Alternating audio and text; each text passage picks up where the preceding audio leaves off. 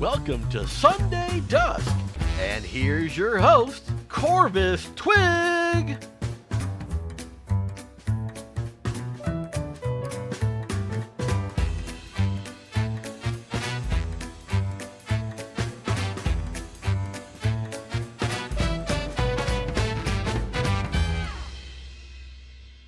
My intro song is actually short now. Yay! Welcome, everybody! Welcome Mordecai the Brown, especially. Thank you so much for the follow. Welcome, everybody! It is... Hey, Rodney, I'm supposed to have the news up yet. News isn't supposed to be up yet. Why is the news up? Put down. There we go. We want to see the window. We want to see my girlfriends flying by. See, there went one. Oh, there goes another one. It's so cool. Okay, well, welcome everybody to the most November 19th of all Sunday Dusks. No Sunday Dusks have been this November 19th before, and may never again, we don't know. We're so here. I tell you what, I'm a tired bird.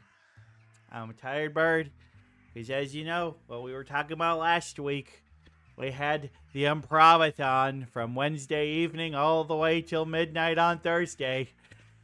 And I stayed up and I watched the whole goddamn thing. And my brain is still just a little tiny bit foggy. But boy, that Thursday night when I finally went to bed, and Friday night and Saturday night, I got to bed early and I slept a long time. Really trying to do my best to get sleep. And I think I'm mostly back. I think I got it, but I'm not doing that shit again. That's too much. There's too much improv. And it wasn't all good. It was mostly good. Man, improv can be rough. Trust me, somebody who does improv, I know how rough improv can be. And 28 hours of it, that's rough. But I think like around hour 25 or something, I was like, this is really good improv. These people are amazing, but yet I cannot laugh. I lost my ability to laugh. I was so tired, I could not laugh. Even though I knew things were funny, I couldn't do it. It was tough. But I made it. And so many of you helped donate. Can I laugh now? Yeah, I can laugh now. I'm very good at laughing. It's just that nothing funny has happened since. Yeah, you can't laugh because there's nothing funny because y'all suck. Yeah, okay. Anyway, many of you donated, and I'm so happy that you did, and I'm so appreciative that you did, and we were able to raise $666. Woo! How's Satan? Yeah! That's so good. But the theater themselves managed to raise a little over $63,000. That's gonna go a long way to keeping that theater open and able to do all the things that we talked about last week when Sean was on. That was good times.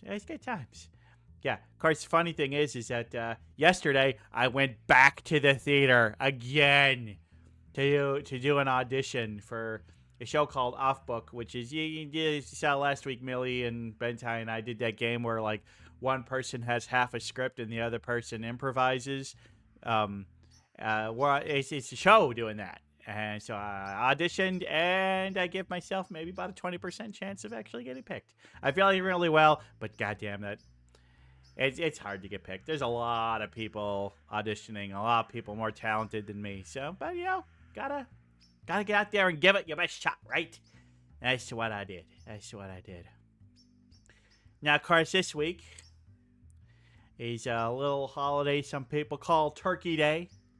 Some say it's the scariest, deadliest day of the year for turkeys. But that's not true. If a turkey's alive on Thanksgiving, they've made it. All the turkeys that are getting eaten on Thursday are long dead. Yeah, we're gonna talk a little bit about Thanksgiving a little bit later. We'll see more on that. It's gonna be good. But yeah, hopefully, if you are a person who celebrates Thanksgiving, I hope that you have a wonderful day. Personally, I'm gonna be driving all the way to Green Bay, Wisconsin, so I'll get some Thanksgiving cheese and watch the Packer game with Packer fans, and yeah, it'll be it'll be good. It'll be good. So I hope y'all have a wonderful week. And if you don't celebrate Thanksgiving, well, enjoy the day off work if you happen to not work one of those few jobs that you're open on Thanksgiving, which is a case. It can happen. So I suppose now we can get to the news. Pop that up there. All right. Well, we got some news. There's a local street gang that's been causing some trouble. More specifically, they've been causing trouble in the city of Porirua, New Zealand. And in the dead of night, these gang members, maybe not actually like a crime gang, maybe not an actually dangerous gang or anything like that, but what they're doing is they're driving down the street late at night, and they're playing loud music out of their vehicles. They're groups, not known as gangs, but they're known as siren clubs. And they're playing loud music. And they're trying to outdo each other with how loud, but not just how loud, but how crisp and clear the sound can. So they've actually strayed away from bassy materials. They strayed away from the heavy bass, and they wanted to go something with a little more treble, a little higher pitched range. And so they have been terrorizing the citizens of Porirua with the sounds of Celine Dion. That's right, here we have one of the setups on these cars with a bunch of their speakers out to blast their loud music. And the music choice that they have picked is the Canadian diva herself, Celine Dion. But yeah, it's I mean, they picked it because it has high treble, clear, not a lot of bass.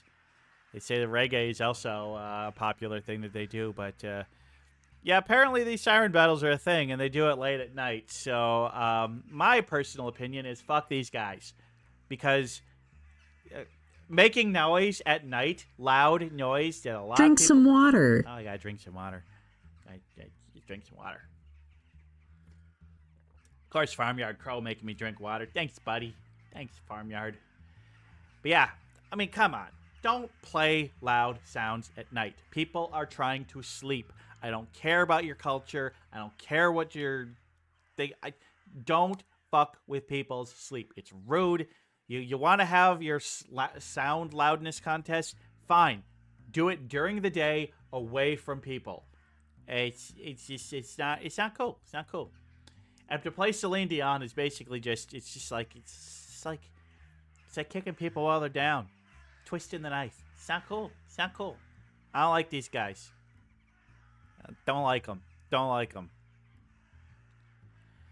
Now, the next story comes from somebody who made a little discovery in their kitchen, and ended up being quite a lucrative one. Oh, before that one, I want to thank Jonathan Edwards of the Washington Post for his article, New Zealanders are blasting Celine Dion until 3 a.m., leaving some miserable. Yes. Anyway, next article.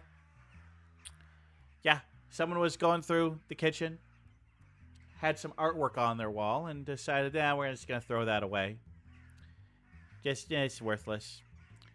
But then somebody took a look at it and said, hey, maybe you want to hold on to that. Maybe we should have that appraised, because that's an actual painting. That's not just a print. That's an actual painting. Maybe we should get it checked out. And there's the kitchen it was in. But there's the painting itself. And turns out this was a painting called Christ Mocked.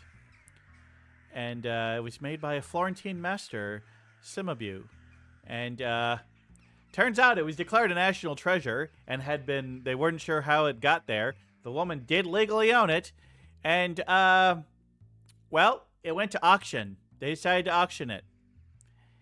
And it sold for $25 million. And it was purchased by the Louvre in Paris. And so this painting that was in this lady's kitchen is now going to the Louvre. And I was going to say now she's $25 million richer, but This lady was 91 years old, so I guess her inheritor, her heirs are going to be enjoying that one. That's for damn sure. Yeah, the French government recognized the cultural significance of it, declared it a masterpiece and a national treasure, and there we go. And now it's going to be there for everybody to enjoy. So how about that? What a weird thing to find in your kitchen, huh? Very nice. Well, thank you, Rebecca Rahman from Business Insider, for the article, A Homeowner Planned to Throw Away a Painting Hanging in Her Kitchen. It turned out to be a 13th century masterpiece worth $25 million. Whew! That's a nice piece of art. Very nice. Very nice. Now, next story comes to you from the land down under. I'm not talking about Australia. I'm talking about down under the United States, like south of the United States. I'm talking about South America. That's the land down under, right? Yeah, they're just as down under as Australia, and they're down under the U.S., which is really what's the only thing that's important, right? Yeah. What is Australia down under from? Japan? Yeah, I gotta think that's against Australians. Now this is a South American one. More specifically, we're talking hippos. Look at those hippos. Those beautiful hippos. Well, you may be wondering what's interesting about hippos down in South America. Well, as you may have heard, but for those of you who didn't, Hasio has heard, they are drug lord hippos. The hippos that were held by the drug kingpin, what's his face? You know, the guy Pablo Escobar? Yeah, Pablo Escobar. He had a zoo with hippos, and when his whole thing was raided, the hippos, rather than being relocated to a zoo or, properly dealt with, they were just released into the wild. And it turns out the rivers of the Amazon, kind of a nice place for hippos. Hippos love it. It's got all the food they need. It's got the water they need. It's just a perfect environment for hippos. But it's not a perfect environment for is the native species that don't have the proper tools to deal with hippos. The local predators don't know what to do with them, don't attack them. So there's no culling of that from like the jaguars down there. Even then, a jaguar have a tough time taking down a hippo anyway. It's a freaking hippo. They're freaking big. They're really big.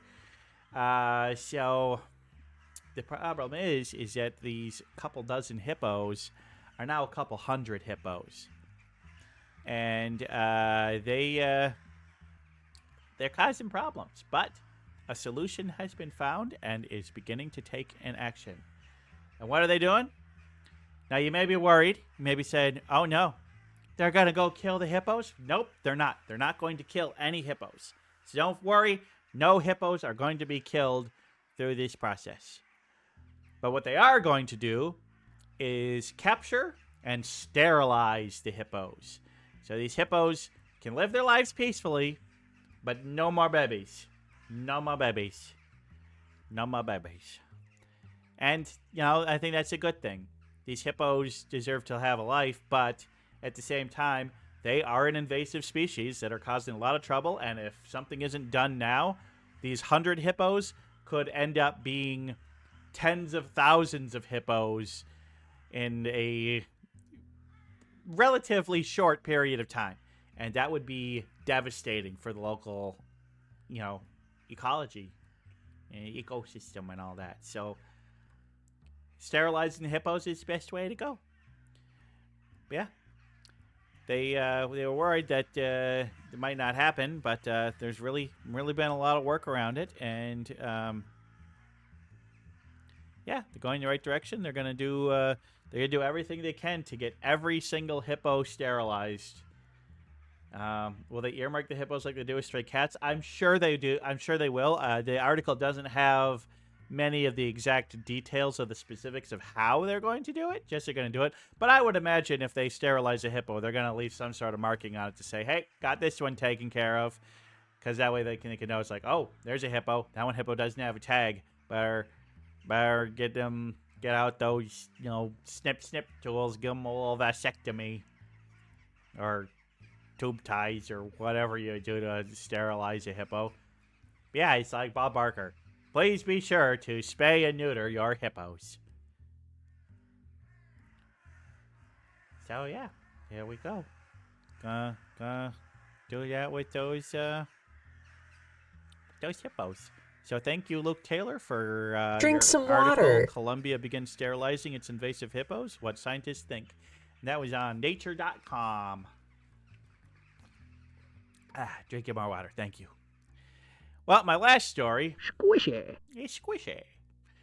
Now, my last story comes from the United States in Maryland. And you ever thought, hey, my video game skills are good. It's going to get me through school. People said that's ridiculous. Well, there's this one class where a teacher decided to be a little more creative and has a class project in which they will be graded on their ability to play Legend of Zelda. So, yeah, here we have a college professor, and he has decided to have a thing where in the game, Zelda TOTK. What does that even stand for? Tears of the Kingdom? I think it's Tears of the Kingdom. I don't know. I haven't played it. I ain't got a Switch. But apparently, he's an engineering and design teacher, and the goal is that he is going to be testing the students by saying, hey, here's a challenge in game. Which one of you can engineer a result using the in-game engine and building system to complete this challenge in the smallest amount of time? He said, the professor's name is Ryan D. Sochol, or Sokol. Sochol. Sorry if I mispronounced your name, sir. But yeah, he really liked the engineering capabilities of what you can do in that game. And this is not like the full coursework. This is just one project in a full class. So it's not like, oh, he's not teaching our students anything. He's just having them play video games. No. It's more of like a project to do this kind of, out of the box thinking, figuring out ways to engineer things that may not be the best, or maybe find efficiency. And so, yeah, I think that's kind of neat, and it's a cool little project. Hey, who can make the coolest thing in Zelda to pass the time? So, yeah, kind of an interesting idea. But yeah, an in-class race to do it is going to be one of the big parts of it, and Table can complete the challenge, gets an A+. How about that? But yeah, he's come a whole set of tasks and challenges. I think that's pretty neat. Thinking outside the box. I'm sure they're learning actual valuable... But, I mean, there are actual valuable skills here, because there's more to it than just the technical aspects of it. Outside of the box thinking is important in engineering and stuff like that, Figuring out cool ways to do it. So, thanks, Jim Norman, for the article in Nintendo Life. New college course is grading students on their Zelda Tears of the Kingdom engineering skills. How about that? All right. That's all for the news today. So it's time to move on, because we got a guest. Oh, we got a wonderful guest today. What makes this guest so wonderful? Well, he's a bird. I mean, so that's automatically 90 out of 100 just base. So it can really only go uphill from there. So let me just pop behind my desk. All right. And now, everybody, I would like you all to welcome my wonderful guest today. He is a chicken. He likes RPGs. He loves hosting Wingspan game nights. Everybody, please welcome RPG Rooster!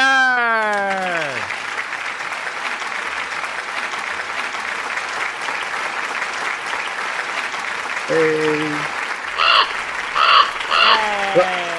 That's a new rude. Wow.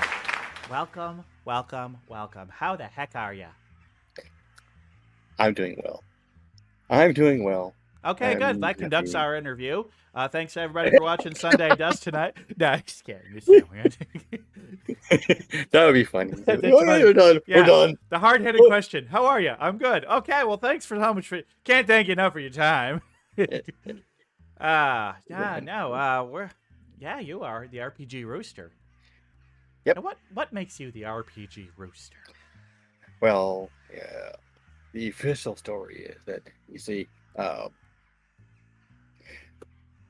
mom found the kids' D&D books and put them on the bottom of the coop because she didn't like that stuff. And then Ah. I found the books, and then I learned it, and then I want to teach everybody else how to do it. Mhm. That's Yeah, plain and simple as and that. yeah. Well, So just what have you been up to lately? You been had any recent streams or anything that went yeah. particularly well? Um, I've done a few things. I did a fundraiser last month for Voodoo Warrior Project. It raised about $500 for them. Oh, cool. I am pretty much everything I do on stream is not for me. It's for charity of some kind or another. Um, I had a few clubs going. I have two different role playing games running right now. Like once a month, I have a D&D. I play with a few of the VTubers, and I have a Star Wars, and I'm looking to expand it a couple more. Call of Cthulhu and a Marvel Multiverse role playing games. Um, Next week, I'm going to be doing community games all week and giving games away for the Thanksgiving week. Fun. That's the big thing coming up. And yeah, it's that. And I do week spans pretty much every Wednesday. I every Wednesday I have uh bird people and bird adjacent people show up and play Wingspan with me on stream. Absolutely. Very nice. Well, a lot of these things are kind of stuff that's already in the 13 questions. Well, should we just hop right into those 13 Whoa. questions and get going? Yeah, sure, why Yeah, not? let's do that. Well, the first question you kind of already started answering. So, Yeah. I mean, that is describe yourself as a VTuber. What's your lore, stream style, and goals? So we already covered the lore thing. You little Yeah. baby chicken, and somebody put D&D scrap pages in there, and you learned the rules from that. Yep. My stream style, I'm very comfy. I'm there. I talk to my chat a lot. I play games. I have these chicken claws, so I can't do some of the games some people do. So I have to kind of do things that fit my physical capabilities. So that's kind of yeah. And I sing a lot on stream, both in English and in Russian. My goals, I want to get big enough to make more money for charity. Pretty much, my whole point of streaming is not for myself. It's the whole reason I want to make my stream nicer, my stuff nicer, is so I can reach more people, so I can make more money to give to charity. That's pretty much my goal is to help as many people as I can. That's a wonderful goal. I like that a lot. It makes my little birdie heart feel all nice and warm. Yeah, I get that. Cause when I think about the streams of yours that I've seen and watched, it's like you pretty much always seem to have guests on. You're Yeah, very big on getting other people out there, boosting their voices, connecting with their communities as well as your own. Yeah, that's great. We're all one big happy family. I yeah, like it. yeah. I did start off that way. Started off just being myself and I just playing some idle games and these now and singing, and then all of a sudden I'll have all these people asking for this and that. I'm like, oh, well, you know what? Just come on. And and the whole point of being a flock, it's just a flock. Is come on in. We're all welcome here. Mm-hmm. Yeah. Social birds are the birds that live the longest and have the best lives. I agree. All right.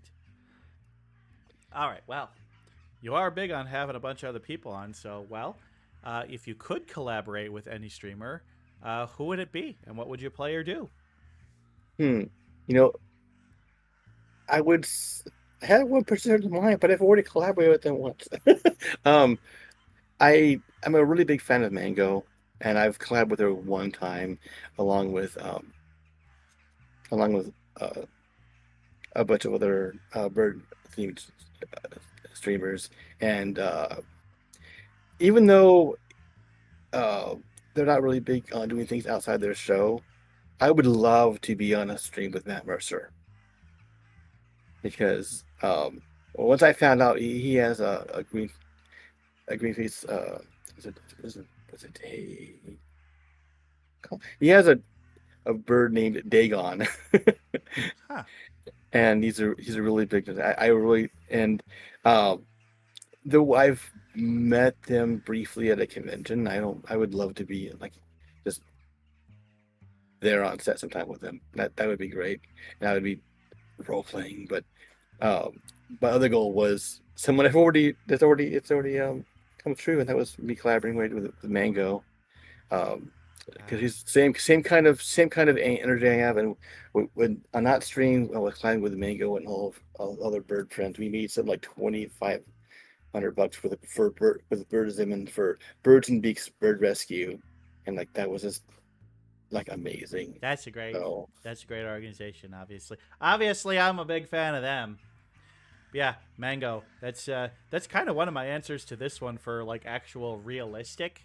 yeah, I mean, obviously, like Kiara would be amazing, but that's completely unrealistic. Mango would be amazing, but also I bet I could get her on. I really want to yeah, have her on as a guest on Sunday Dusk. I think she enjoy yeah. it. You just gotta plan the timing because she's been on. I've collabed with more than once. It's just hard to catch because our time difference is so different. Well, The and time zone would be a thing. I'm willing to record Sunday Dusk earlier in the day, like I had Kraka on as a Yeah, guest, yeah, and Kraka be in Sweden, yeah, and so I did an early. Is Sunday dusk for her, Sunday noon for me, but that's fine. I'm willing to switch it around if that works best for my guest. I'm willing to work around their time zone. I don't yeah. want to have somebody on at 2 a.m. their Hmm. time. Yeah, Yeah, yeah. Mango would be amazing. I mean, she's just such a little sweetie cutie pie. yes, he is. He's Yeah. very. You also mentioned birdism. Birdism, I would love to have Uh, on too. yeah, we used to. That's who I first collabed with Wingspan with Birdism on Yeah. her channel. I taught Birdism how to play Wingspan. Ah, cute, cute. Yeah, and she may be on again soon, hopefully. Mm-hmm. But she says she's really busy right now because of her commissions at this time of year and everything. So I think your just most frequent wingspan guest is a mutual friend of ours, Try. yes, yeah, she's on often. Yeah. Uh, I've even changed some of my timing so that she could be on, or I do an extra game so I can get her on after she's off of work. That real life thing we have to do. And, Yeah. I just realized I don't have a guest set up for 2 weeks from now. I need to get on uh-oh, that. tough to try. Yeah. Have you had her Gotta on? start asking people. Have you had her try? Have you had try on? I haven't had Try on. Try would be fun to have on. I could ask her. Try has been on my show before. She was a contestant on Jet Birdie. Hmm. I have another episode of Jet Birdie. I like Jet Birdie. But anyway, good answers. We like those. So next question.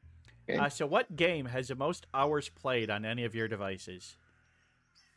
Oh, that's probably Civilization 6. Ah, Civ I 6. yeah.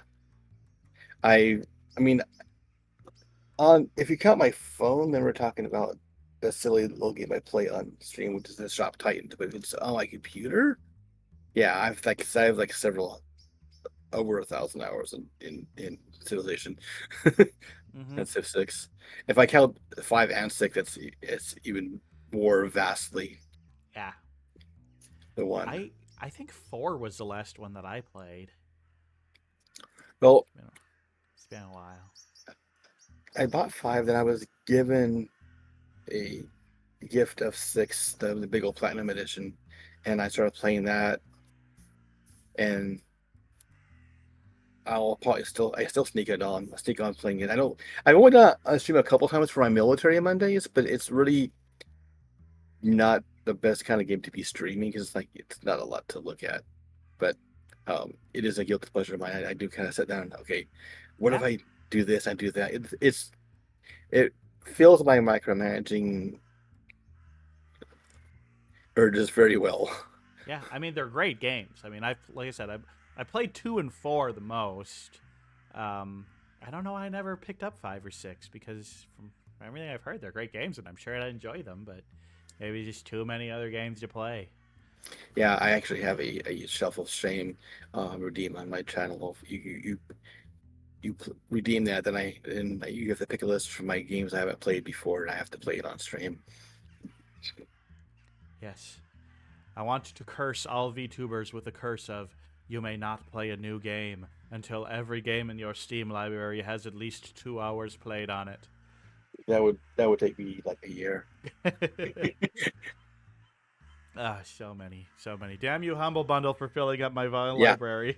hmm Yeah. Well, Humble Bundle because they give it charity too. So when I see that, I'm like, yep, Humble Bundle. Okay, what is it? Yeah. How much Oh, do I here's a spend? Humble Bundle. There's only 2 of these 8 games that I have any interest in, but Yep. the cost is less than any one of those games, so hmm I'd be a fool not to buy the bundle.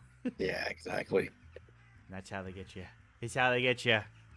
Well, when a lot of these games, because I'm part of the fun half of my real life job, because I have more than one, is demonstrating games for game companies at conventions. Oh, fun. So a lot of these games they came from board games, so I've played them before. In some cases, I've play tested them before. It's like I need this game on Steam too. I'll probably never play it on Steam because but I get it anyway. It's just, yeah, Yeah, there are I have a some problem. games that just. There's some games that are amazingly fun to play, but are not good for streaming. And there's some games that are only kind of fun to play, but on stream can suddenly become very fun. You know, Mhm. depending on how you do it. Yeah. Yeah, a Civ game. I'm not sure how interesting that would be to watch on stream, but damn it if you're not having fun while you're playing it, you know? Ah, all right. All right. So, what's your favorite place you've ever visited, and what's a place you've never been but would like to visit? I mean, the favorite place I ever visited, probably, to be honest, is probably my sister and lives used to live in this neat little place in Arkansas. It's called Flippin, Arkansas. Flippin, Flippin, Arkansas. That's the name of the place. Ah, And it is basically closer to Branson, Missouri than it is to Little Rock, but it's a little dot in, well, it's kind of a window back to a simpler time. And I spent Thanksgiving with we there with her a couple of times, and it's like the fact that you can just walk out of the house, walk a block, and you're in nature, and and you still have all the trappings. If you want to go see a movie, yeah, you want to go to the store, yeah, and it's all there. But because of everything being, just more pristine, I guess, than I'm used to here in big city, that's probably the best place I've ever visited. Yeah, my sister would love me for saying that. And yeah. place I haven't been, I want to. Uh, actually, I would kind of like to see St. Petersburg, uh, Russia, because I Ah, know the history of it. It was built on a swamp, and they kept building on the swamp until things stopped sinking over and over again. So it's like there's layers of St. Petersburg, and there's so much great architecture and history there. And oh, that city has a ton of history. yeah, like I said, I studied that when I was learning Russian the first time with Best Hand. Uh, I learned all about St. Petersburg. How it was like, uh, they were in they were insistent on founding a city here, even though it kept sinking. Sounds like It, Washington D.C. Da da yeah, da da da. yeah, it kept sinking into a swamp, Or like and that then scene from Monty Python Holy Grail. We mhm, built a castle on a swamp, and it sunk into the swamp. So we built another one, and that one sank into the swamp too. yep. This castle. Yeah. Yeah, St. Petersburg. Yeah, it'd be cool. I bet there's a lot of really interesting stuff in history to learn there. Yeah, the architecture and the art and history there, and the fact that I know enough of the language not to feel intimidated. That I just would love the tour there, but it's like uh, us chickens we like to fly a little bit, but not a lot. I don't think I don't know. I want to fly that. That's a It's a long way. long, That's a long way to fly. it's a There's no, long. there's no shame with flying inside a large metal bird for a distance that far. I mean, I can fly, but I flew to Vegas on an airplane because that's too far for a crow to fly. Yeah. It's too far. Neat. But yeah, that first town you mentioned, that's like, oh, a little small town with lots of Yep. nature and a quaint little Yep. lifestyle. That sounds absolutely lovely. Yeah. Yeah. It is. It's just like I say, it's in the middle of Arkansas, and it's pretty much what I liked it most about it, though. Also, was like kind of a big no judgment zone. No one said anything bad about anyone. Everyone was just very, way more friendly than I've experienced at other places I've visited. I've been to like 12 states, so this area right here was like it was just very friendly. Friendliness A- is nice. And they have a Walmart, and as you leave the Walmart, there's a big sign that thank you for coming to your flipping Walmart. And I was like, yeah. Nice. So Do they? I hope there's a table manufacturer there called Flippin' Tables. they have the Flipping Church of Christ, and it's the Flipping Police.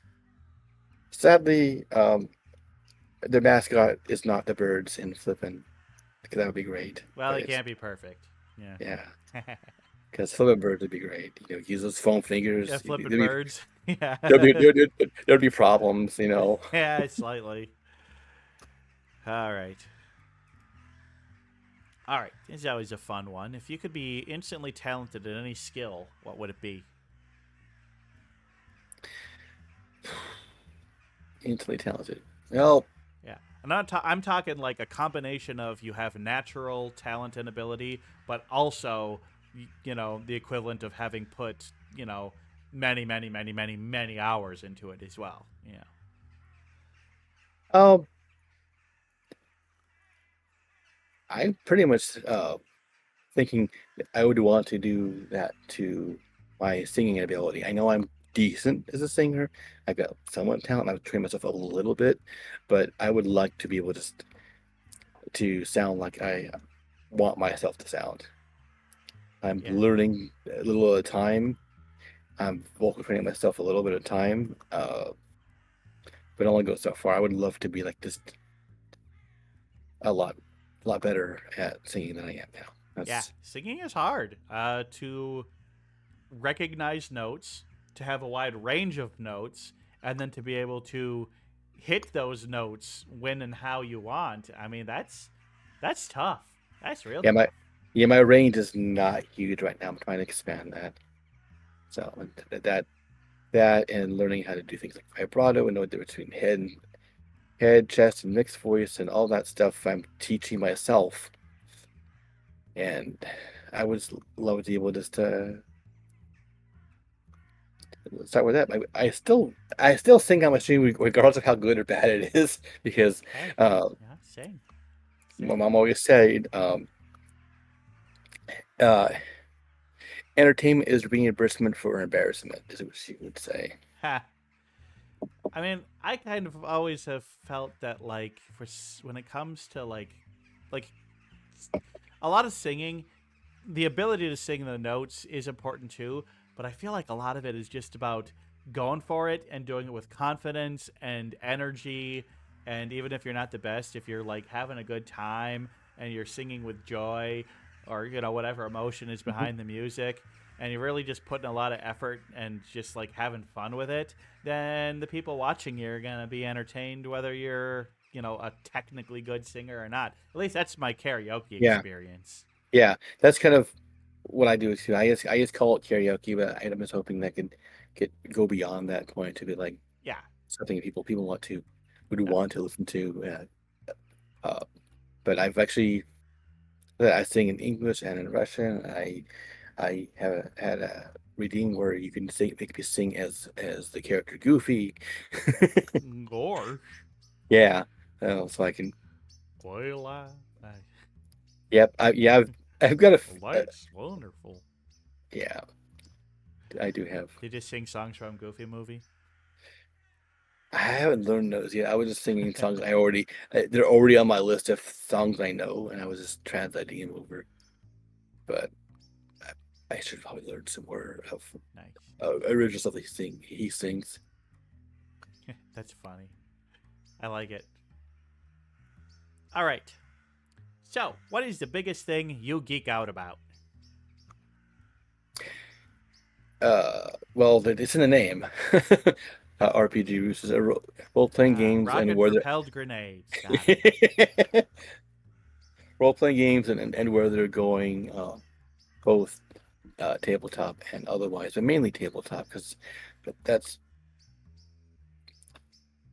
I really like the diversity in different types of systems there are to things that are really number crunching schemes that aren't, and I can go into like real detail about the strengths and weaknesses of different systems. In fact,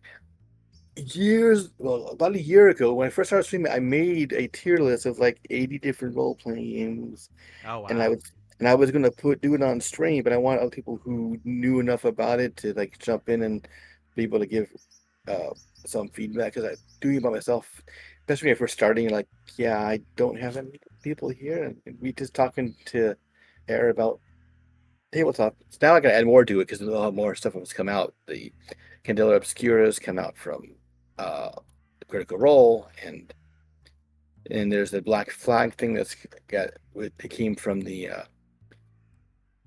fracture of Words of the Coast trying to like over monetize D&D Yeah. and now Pathfinder's it's kind of already geeking out now, and Pathfinder's getting rid of alignment altogether, and it's like there's all kinds of changes happening with the whole It's getting genre. modernized. There's Yeah. a lot of things that have been like I feel like one of the like I don't know how you feel about it. It'd be interesting to see where you ranked it.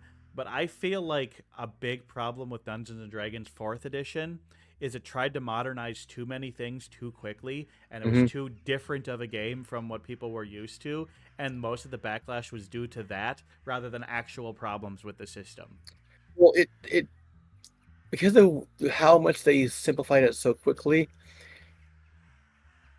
When you take players from 3.5 at Pathfinder with all this crunch, you throw them into the bare bones fourth edition D&D, it starts to feel like you're playing an MMO without a computer. And of all the systems I've run, it's probably one of the easiest ones to GM for fourth edition. Oh, GMing was amazingly easy. The monster like the ability to create your own monsters and encounters was so easy and I loved it. Yeah. Building encounters was so easy. It's like yeah, I mean I understand like it's a fun thing interesting thing though is if you're used to playing martial classes, 4th edition actually got more complicated. But if you're used to Yeah. playing wizards, wizards got hugely nerfed and simplified. And I Yep. think that was a big issue for a lot of people is that their wizards didn't suddenly have this spell book of 500 things they could do. And I Well, think that pissed a lot of people off. it also kind of nerfed the cleric a bit because they brought in the healing surge, which became the hit dice in fifth edition, and that made it so having a cleric wasn't that big of a deal anymore because everybody can heal, Which and then I when see that as a everybody can do, plus. yeah, but when you're used to a certain thing and you change all those things at once, people are like, but this is what we're used to. This is not the game we used to play. And my group just after like 4 months, was like, no, we're not playing this anymore. So they moved off to Pathfinder, Yeah. which is why Pathfinder overtook. That's why Pathfinder overtook Wizards of the Coast for being the most popular game for a while until they Until 5th came out, yeah. and they were starting to put all the stuff back into fourth that they should have to begin with, right at the end. My moderator, I never crossed the line with he he is a champion for fourth edition D&D. I loved it as a GM. I saw too much sameness among the characters. But we only played for a few months, and he played for like a long time. Well, it's Uh, nice to know there's other fourth edition stands out there with me. I mean, And like, I get a lot of the things. Like, I can understand how a lot of it does feel sameness. It's like, oh, everybody has the same number of dailies, encounters, and at will spells, no matter mhm, what level they're at, and that can start to feel very samey. And I wish they had changed that up a little bit. Um, and I do think, especially if you use Monster Manual 1, Monster mhm. Manual 1, the enemies had way too much health, and so it just made battles just slog Yeah, on. By Monster Manual 2 and 3, they actually like we're completely changing the monster math for how you build monsters and how you do it. And yeah, so battles, if you use the later supplemental books for 4th edition, battles are much faster and more brutal. Higher yeah. damage, lower hit points, stuff like Yeah, that. yeah. Our group didn't last. We were like almost a weekly meeting group, and we didn't last that long. That people were like, no, where's this? Where's and they were not happy with it. So it's like we didn't give it that long of a chance. And then since we literally had enough people showing up that we had 2 or 3 GMs running, and we took over the whole house and the front yard of this place that we met at, like every other week, and people were like, no, we're used to all our number crunching and our min maxing, and you couldn't do that when everyone did the same thing. It felt like it was kind of like the whole thing with uh, the Incredibles. When everyone has superpowers, then nobody does. So it kind of felt like everyone was doing the same thing, and we didn't give it enough of a chance, I don't think. But Well, and see, I think that's fine because it's like, but everybody in the party should be the exceptional thing. It sucks when you get to higher levels in D&D and Pathfinder and your wizard is bending reality where your fighter is just like, well, I my move still consists of I move, I attack. Yeah. yeah, I think that they needed to do something kind of in the middle. And from what I understand, Pathfinder Second Edition is doing this really well, where like fighters have a lot of cool maneuvers and yeah, stuff that they can do yeah, to actually make them feel like a dynamic class with lots of options. Because yeah, I just don't want to have classes where 95% of their turns are I move, I attack. Yeah, yeah. everybody should have a grab bag of goodies that they can do, and it should feel alongside what their class is. Like, I want to see a fighter pick up a small or medium-sized enemy and hurl them across the room at another enemy, because that just sounds freaking badass and something that like a big muscle guy could do. Obviously it'd be a later level ability, but I mean, come on, give them stuff like that. Actually, yeah, I did run a Pathfinder 2 campaign for a short time right before COVID hit and shut everything down.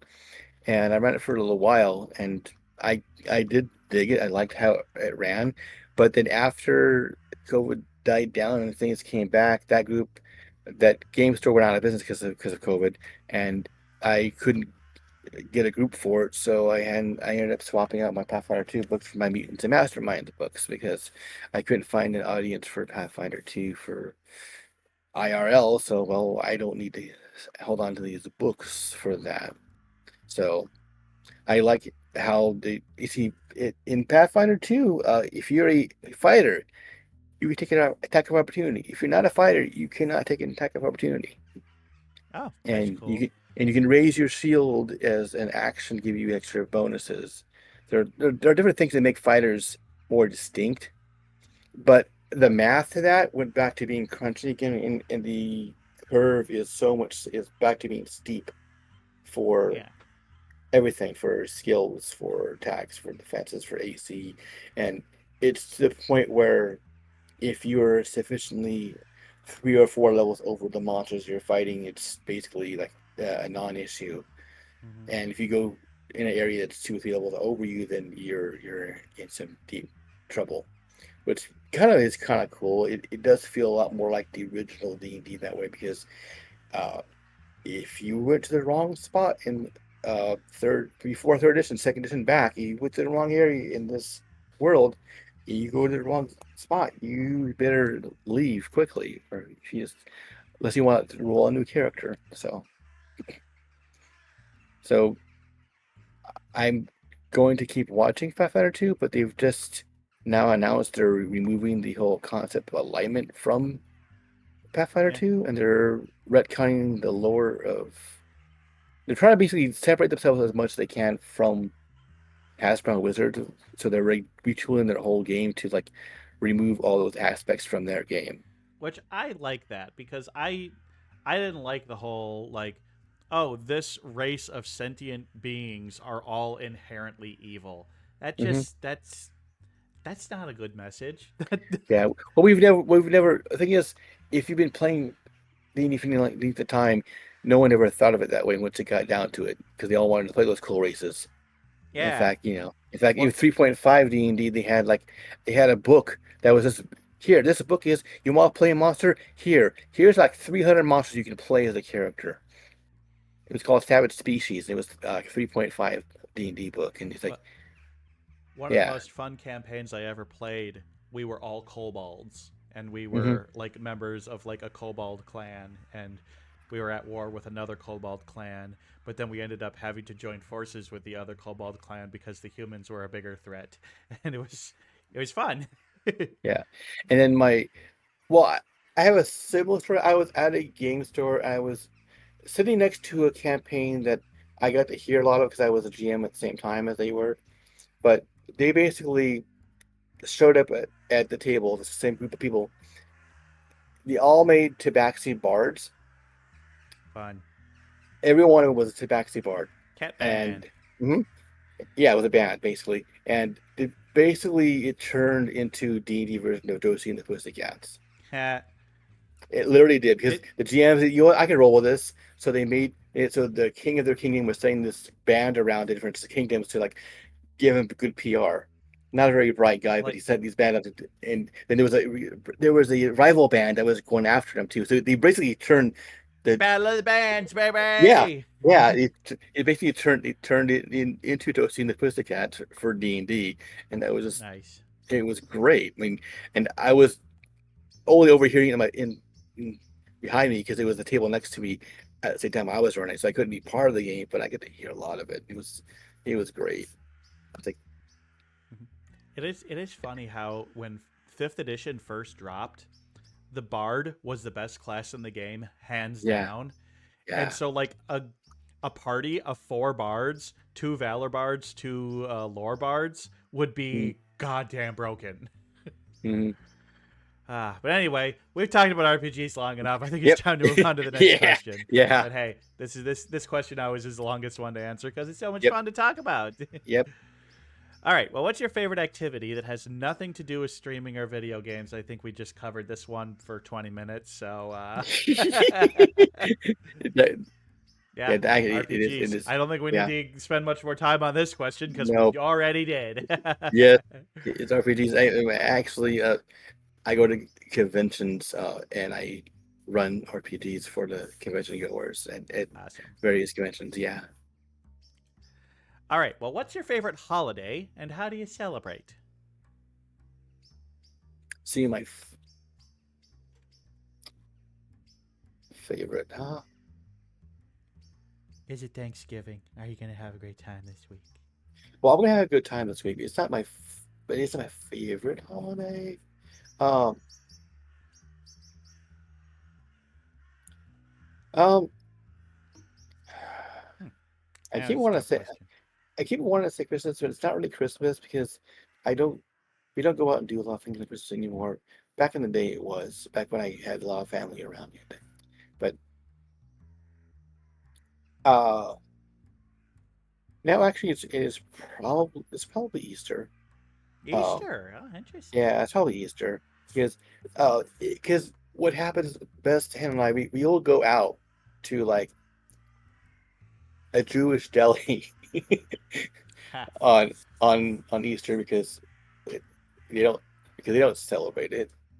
They're always open. It's not going to be crowded at a Jewish deli on Easter, and it's just a good time for a lot of uh, a lot of prayer and introspection and and actually knowing what's going on with our lives and just taking time for ourselves and like not and that's it's kind of like that because when you go out to these places it's never really crowded and we just take our time just talking celebrating with each other and just um It's just more of like just reconnecting without having to deal with a lot of the hectic stuff because you don't have a whole other than the Easter Bunny stuff. You don't have a huge amount of like uh, capitalism marketing around it because yeah, they're selling you lots of candy, but you can avoid it. It's not like you have the whole mall taking over for 3 months for your holiday with that Apparently, one. Easter is the #2 holiday after Halloween for candy sales. Yeah, Like, there's a yeah, lot of because sweets at Christmas time, but more yeah, people's tradition is to make the sweets rather than buy the sweets. yeah, and then yeah, and I have fun with Easter too because um, I happen to actually like Peeps, and they make all these weird flavors of Peeps. I mean, you practically are a peep. Yeah, and they, all these unusual flavors of Peeps. And then last year I had Dr. Pepper Peeps. Dr. Peeper? Yeah, and they also made a Peeps flavored Pepsi, which Which they did not call Peepsy, which is the they should biggest have. marketing failure in all of Exactly. history. Yeah, that and the fact when back a few years ago when they had Super Bowl XLIV, they didn't have that Xbox didn't jump in with Xbox Live as a marketing for that Super Bowl. Oh That's my god, also that would have been brilliant. Yeah. XLIV, X Live, Xbox Live, right? It just screams marketing. Yeah, Pepsi flavored. No, they actually had Peeps flavored Pepsi, and it was kind of like they made vanilla Pepsi, and then they said, you know what? I think we forgot to add the vanilla, and they added it again. So it's just like, I don't know. I did I did try it. I did try it once, just out of curiosity. It was just like very vanilla Pepsi. Huh. But yeah, Easter. I like that. But I mean, Easter is also a good time of year because it's usually when spring is hitting, winter's Yep, over with. It's a happy time yep. of year. And not and usually right around Easter is one of the favorite places I like to go to. It's around here. I have a Renaissance fair to have it around that time. Oh wow, yeah. Our Ren Fair here is always in the fall. So Yeah, ours is the April, May, June-ish area. So, um, and sometimes they'll have like an old style Anglican service on Easter Sunday at the Ren Fair, which is like this history, you know. And I guess that's something I geek out about is history, cool, besides role playing. cool. So I yeah, like it. A so I unique guess answer. Very nice. yeah. I appreciate that. Yeah. All right. So, of all the things in the world that one could possibly know, what's something you wish you really understood? And that's hard one. I know that Um, shit's deep. And let's not go with the cliche of people cuz I mean, come on. Well, that's I don't know if yeah, understanding all of humanity is even no, possible. no. Um, let's narrow that down a little bit then. I wish I understood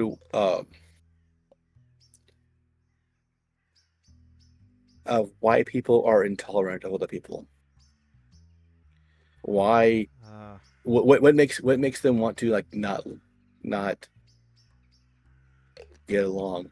I believe that it's an evolutionary holdover from back when humans were Yeah, small tribes. us versus them. It's if Yeah, it's where it us was against like, them, because back then, us versus them was it's a real. Yeah. legit thing needed to survive. Hmm.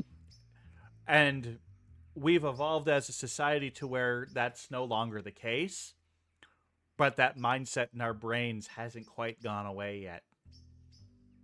But it's obviously a lot more complicated than that. But yeah, I mean, I'm kind of with Yeah. you. It's like, why can't we just get along? If somebody, if somebody's like, if somebody's living their life and they're not hurting anyone else, Yeah. then let them live their goddamn life. Hmm. And yeah, I mean, a simple. I feel like so many rules that we have. It's like, you got the Ten Commandments in Christianity. There's similar Hmm. things similar to the Ten Commandments in pretty Hmm. much every religion, and I Yep. think so much of it comes down to just a simple phrase of "do no harm." Yep. Don't do anything that would harm somebody else or yourself. Yeah. Just Yep. do no harm. Do good when you Yep. can. Yeah. That's been back since like the original Wiccan Reed, all way back, pre-Christianity. Uh, Don't Yeah. do anything it's gonna hurt anybody, Although include yourself. Gilgamesh was like, do no harm. But if somebody does harm, we must harm them equally as much. Yep. Or three times as much. Sorry. Yeah. Yeah. So you look at the original Hammurabi's code and all that, and a lot of it's just like, this isn't eye for an eye. This is like eye for a toenail. Yeah. Like the punishment is so much more severe than the crime. But yeah. I mean, understanding, yeah. I do wish I could understand why people are so quick to hate others that are different than them, but I guess the Yeah. best we can do is just, I mean, the best way to fight that kind of thing is to just exposure, you know? Mhm. People who spend time with and get to know people of those out groups suddenly stop hating those out groups so much because they realize that other than, like, I'd say, like, people across the world, we're like 95% the same. We just Mhm. really, really care about that 5% too much. Yep. And if you want to see that 5%, just wander through Twitter a little bit. You'll see that 5% really fast. Yeah, I'm pretty sure. I'm I hoping. I'm hoping Blue Sky keeps getting more and more popular, so I can finally get rid of Twitter completely. well, I'm on Blue Sky, so Oh, try so sending am me a I. Okay. link. Oh, are we Try not sending friends me a on Blue link. Sky? We should be. Probably not yet. Probably not yet. There's a Uh, lot of people that like. well, if you're friends with Try on Blue Sky, I'll be one of their friends, so it'd be easy to find me there. Or you can send me a link later on. I can add you on. But I haven't done a lot on Blue Sky yet. I need to start to Hey, I do found that. you. I followed you. Okay. You Yeah. were the only RPG follower. You only have 2 followers? Yeah, we I gotta get only more did than this. that. I only did this last week, so Oh, okay, yeah. It takes a while. It's gonna take a while to go up, especially if it needs more features. But old Muskie is really doing everything he can to drive Twitter as far into the ground as possible. And Well, after a lot of his comments this last week, like 10 of his biggest advertisers all pulled ads. And well, I mean, also, if you think X does mean cancellation, so he's just canceling. He telegraphed it. He canceled himself. yeah, He turned himself into X. It is X Twitter now. It used to be Twitter. yeah. Well, It used to he be. he constantly dead names his child. I'm going to dead name his website. Yeah, it's X. All right. Well, so back to streaming. What's the worst scuff or technical malfunction you ever had on stream? It's when it happens now and again. I have this weird issue where uh, I have a horrendous sound issue. It just every suddenly all my sound alerts sound like they slow down and sound like they're robots. So I'm still trying to figure out why it causes that to happen.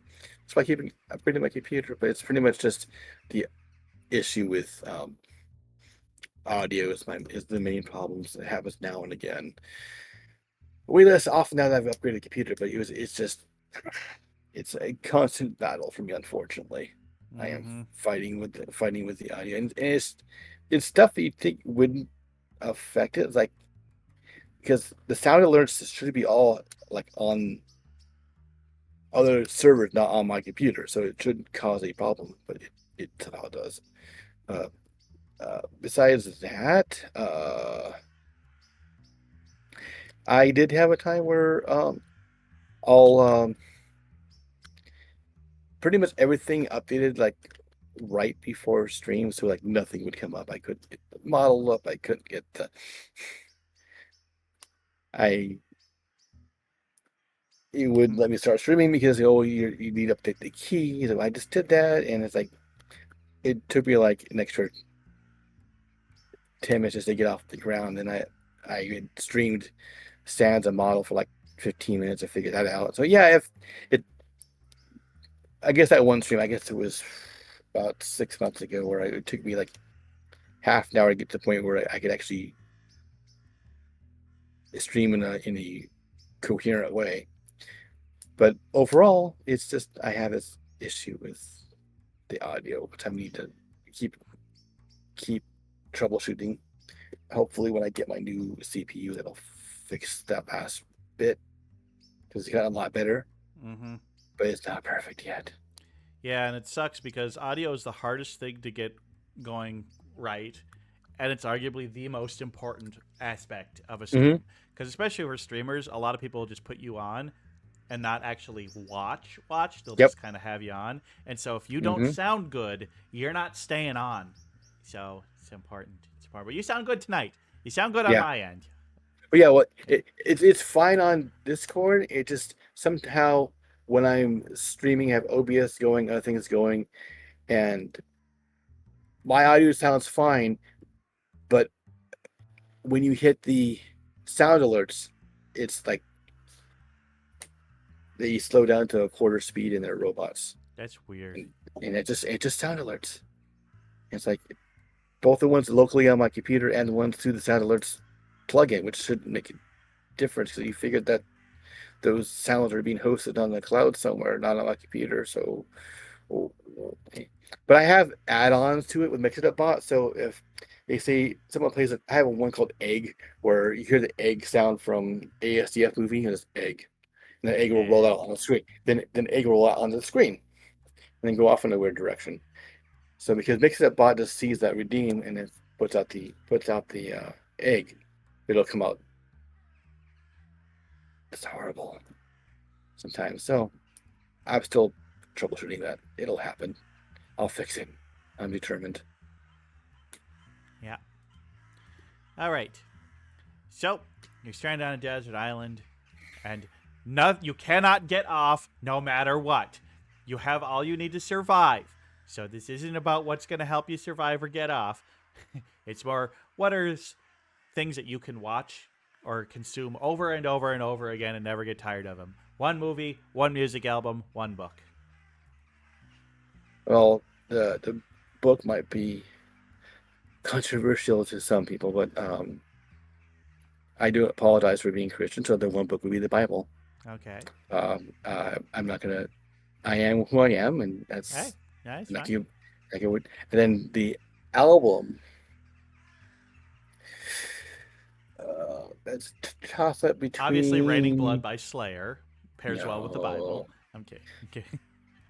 no. No, I was thinking of someone in the hardcore. So I grew up listening to metal, so that was the thing. Um, but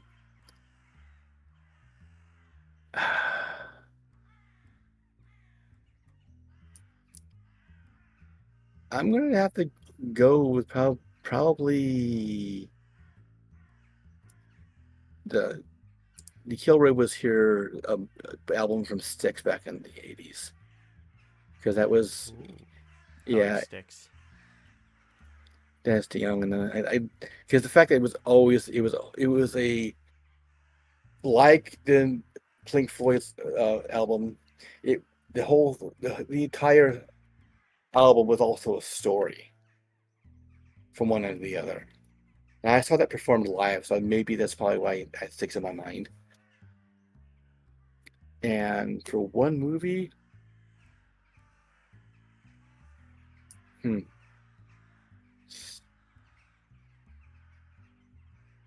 Hmm. What's a movie that you've probably watched the most in your life already? well, the movie I watched the most of my life is probably not the one I want to watch over and over again at, on an island. But Castaway. yeah, that'd be like no. The movie I literally have watched the most times is a little obscure thing, Tyler Levine, called Tucker and Dale versus Evil. Oh, I love that movie.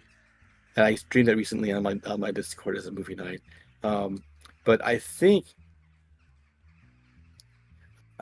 I'm gonna have to go with one of I guess the original Lord of the Rings movie, the first one, the very first one, like the like the director's cut, the long version of the first Lord of the Rings movie, Mm, because that is a good one. It's a real good because one. because a lot of really good actors in it giving really good performances, even though poor Don Rhys Davies was highly allergic to his makeup. Yeah, but yeah, But he's but it fine. was but yeah. So I guess the original Lord of the Rings, like the enhanced edition, the longer one, and then like, yeah, that's right. The Bible, Kilroy is here, and Lord of the Rings, and I'm good. Cool, cool. All right, wonderful. Um, so what advice would you give yourself before the first time you ever streamed? Don't panic, because Don't I panic. was Yeah. I was so worried that I would just start doing this, and then I'd be looking down, and there would be nobody there, and nobody would like me, and it would just be like exercise in futility. And I said, no, just relax, be yourself, do it. And that's kind of what got me started streaming. Is I wanted to start streaming, but I had this long-term plan. I was gonna hang out on Twitch for like a year straight, get a community of people who knew me and different streamers who knew me built up. Because I'm a marketing person overall. That's my regular job, is marketing. So I was gonna give myself ubiquitous enough people knew who I was. So if I started doing stuff, it would be like, who? And I started 6 months earlier than I was going to, because I was encouraged by various other streamers to just jump in and start doing it. That's the best And advice. Just start. Just and I was start. because I had this long term plan. I had all this meticulous stuff planned, and I was worried that if I don't do this, and I picked up affiliate pretty quickly. Because I was only doing it because at that time my job was different, and I only had a couple days a week I could do it. So I was squeezing in like 2 hours a day, twice a week, and that's all I could manage at the time, because my job was different then. Because I had got my promotion, so I had a territory I covered for what's much bigger for my event. I only had 2 days off a week, and they were on weird days. So I was streaming like on Wednesday and Saturday mornings, so that was it, which is not great times for Twitch overall that I learned, but it's what I started with. And I was like, this is not going to work. But I started, I was encouraged to start doing it. People start showing up, and that's what happened. People started showing up, and now You're doing pretty good. I'm like 350-ish on the followers.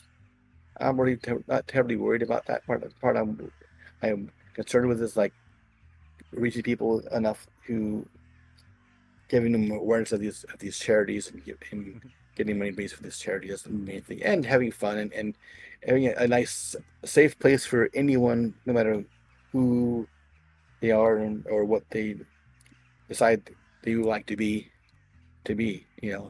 and yeah, and that's kind of my advice would be like, just stop obsessing about it and just do it.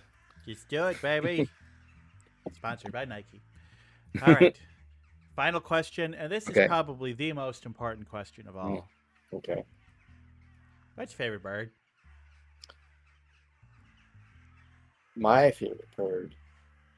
Gee, might be a little biased there. Um, Now, my favorite bird, Is it? uh, It's not the domestic chicken. it is one of them. It's the variety. It's the silky, Japanese Ah, we do. silky. Look, I know Susie's a great artist. We love her. Yeah.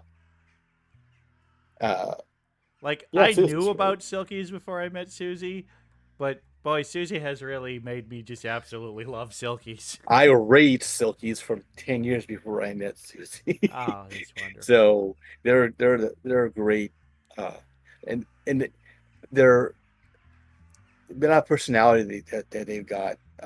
Now I have other birds I like, other chicken breeds I like as well. I can go into detail a lot. I can get about chickens too. That's the other thing I can get about is chickens. I've got two Japanese Silkies and one Dominique right now, and the Dominique have feathered feet as well. But yeah, but yeah, because it's just that Just what? they have things to deal with other chickens don't have to deal with because they don't have the barbasols in their feathers to keep them from getting wet. Ah. Because it doesn't, they don't hold their feathers don't hold together. Now I want to see a wet Silky. When we have the next rainstorm, I'll Vinny likes to go out there in the rain to find bugs, and she will come back soaked. So I will take said picture of her when she's soaked before you bring her into blow dryer, which we have to do. I love the idea of blow drying a chicken. It's great. Yeah, we do have to blow dry them to Yeah. get to kill off. And previous Silky that I had, Min Mei, she lived for like 9 years before she passed.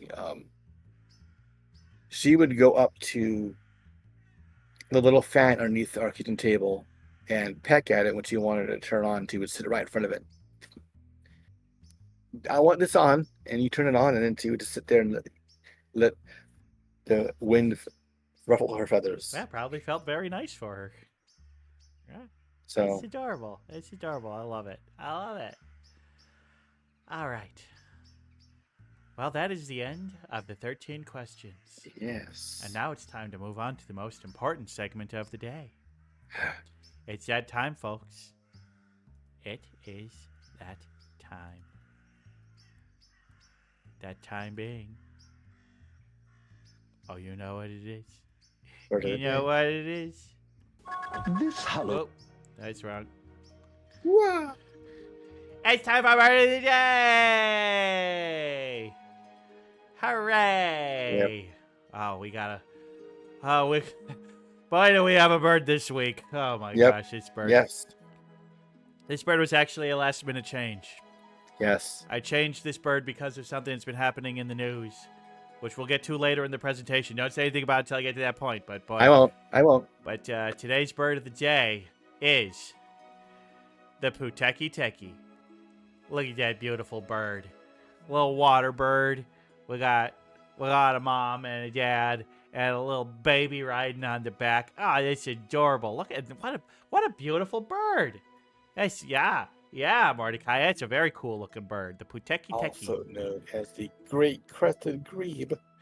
Well, I think. yes, we'll get right on to the next thing because now, okay, so the great crested grebe is a species of bird, but the Puteki Teki specifically is the Australasian crested grebe, which is a subspecies. So still part of the same species, and they can breed with each other, but there's some slight variances. And so as you see the map down there, the great crested grebe is going to be found in quite a bit of Europe and Asia, parts of Africa, and also in Australia and a little bit of New Zealand. But the ones that live in Australia and New Zealand are specifically the Australasian crested grebe, and they have the nickname the Puteki Teki, and that's what we're going to be talking specifically about today. Apparently, they're kind of in their own, like the genus that they're in is kind of part of its own order. They're not really cranes or anything like that. They're Podiceps, which is like Podicipediforms, Podicipidae, Podiceps Christus. It's just like, okay, I guess there's just a lot of Podicep in those names. I don't know the Greek meanings, but yeah, it's what they are. Now, these birds are kind of big, 18 to 20 inches long, so actually a little bit smaller than a goose. Bigger than a duck, smaller than a goose. 23 to 24 inch wingspan, weighing about 2 to 3.3 pounds. I wasn't able to find their life rate, their lifespan information. I thought I had that entered in there. Lifespan? Who knows? Probably around 9 years. I don't know. That seems pretty typical for a bird this size. Sorry, I don't have that information. You can look it up. Sometimes lifespan information is really hard to find, and I forget that I didn't find it and don't finish the presentation because I'm dumb. Sorry! Now, one of these things is very cool about them is their mating displays. The males and the females will, like, gather up weeds and, like, strings and grass and reeds and stuff and make, like, a little bouquet. And then when they're carrying them, they'll see another one that has it and, like, and then they'll be like, oh, I like your bundle of stuff. And they'll be like, I like your bundle of stuff. And then they start dancing with each other, and they'll do, like, circles around each other, and they'll do little chest bumps and, like, shaking their feathers and poofing out their feathers and do all sorts of crazy fun stuff. These happy little birds dancing and showing off their bouquets of weeds. I love it. These guys, once they make the nest, they're going to be nesting kind of on the ground, little ground nests made with, reeds and sticks and stuff, kind of a little patch in the mud. It's kind of what they do. Oh, you're right. Yeah, he's already got his twigs. Yeah. You can dance. Yeah, you can go dance with one of these guys. I understand. I impress the ladies by showing off my twig. Yeah, I understand what the puteki teki you're doing. Absolutely. Yeah, they're going to have about 4 eggs per clutch, and usually just 1 clutch a year. They may do a second one if the first one fails very early. But yeah, usually just 1 per year. Both parents are going to take turns incubating the eggs, so that's very nice. And then once the chicks are born, both parents are going to care for them. Although, like many of these larger bird species, the young are surprisingly capable straight from birth. They're not like little tiny passerine birds that have to sit in the nest for a couple weeks, completely helpless and weird little lumps of disgusting looking things. Look, I'm allowed to say that I was a weird little disgusting lump at one point myself. But no, they're able to, like, within a day, they're able to swim and walk around on their own. And the parents do feed them quite a bit. They're capable of catching some easy to catch things. They learn to hunt pretty quickly, but mostly they're just like foraging for like small little grubs and stuff when they're little babies. Because as they get older, they become actually quite skilled hunters. Those beaks of theirs, sharp, pointy beak, great for stabbing a fish. They love fish. But they'll eat other small aquatic animals like frogs and salamanders and lizards and little crustaceans, stuff like that. Well, yeah, one of the cutest things that they do is that rather than swimming beside their parents, they'll usually just climb right up on their parents' backs. And so you'll often see little baby puteki tekis riding on the backs of their parents, as you can see in that bottom picture there. And it's so cute. And I think it's interesting, like, look how different their feather patterns are when they're a baby compared to when they're adult. They don't get that big crest until their second year. And they kind of lose a little black and white coloring and start to get more of the browns and reds. And they really grow up to be very beautiful birds. Very, very beautiful birds.